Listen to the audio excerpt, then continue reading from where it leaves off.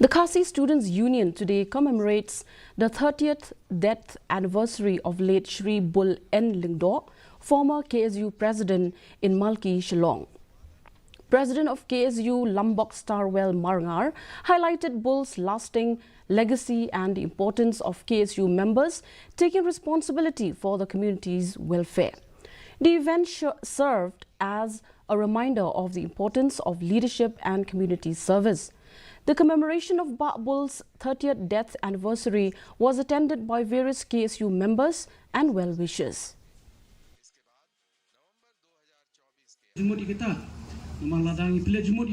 Kelitiya bat kinuksa jong babul kim jorim lanul noru.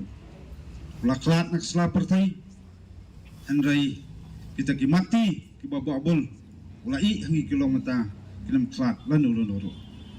Kani kastak kapan kemau yang ini puai.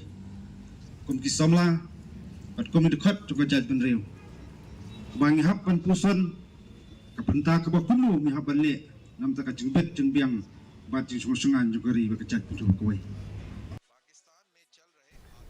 West Jaintia District Sports